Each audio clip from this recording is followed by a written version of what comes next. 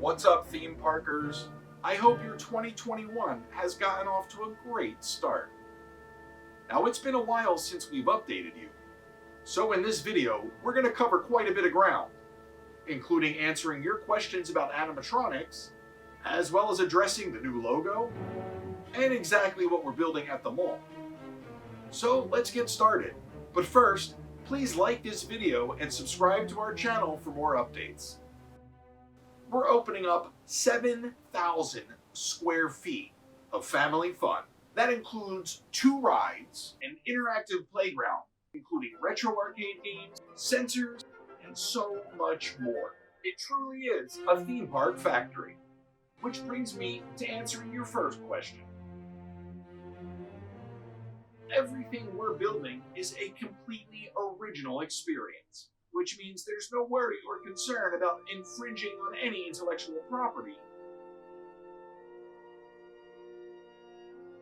It's the perfect name, and it is rooted in the spirit of the World's Fair, and you can even see that in our logo.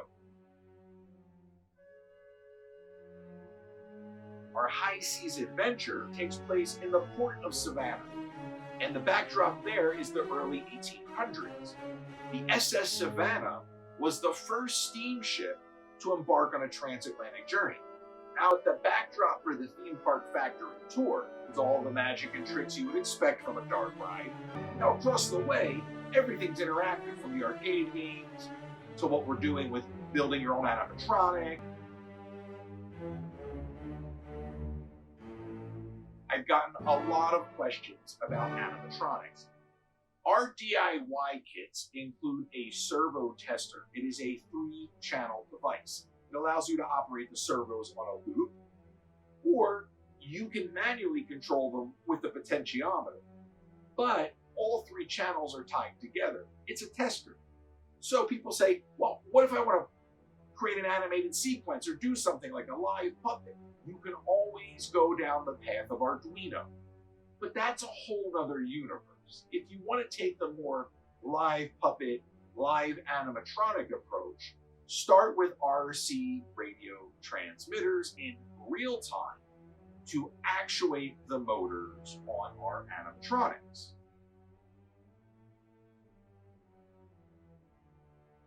There are a couple solutions on the market. There was a board years ago called the Scary Terry PCB, which you can even find schematics to make your own.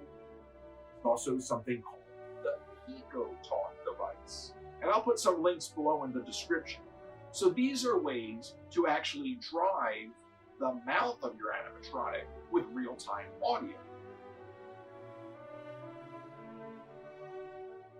I had a call today with the contractor and the architect to discuss some of the base modifications to the space. I'm really excited because without a fantastic team of really talented people, it's impossible to do what I'm setting out to do. So please stay tuned. Again, if you already haven't liked this video, please do. If you haven't subscribed to the channel, please subscribe. There will be a podcast. There will be plenty of content to keep you guys going. I want to make sure you guys go along with us on this process. It's going to be a lot of fun to build the place. And as we explore what we're building, I'll share with you how we do some of those things. Thank you so much for watching, and we'll see you at the theme park factory.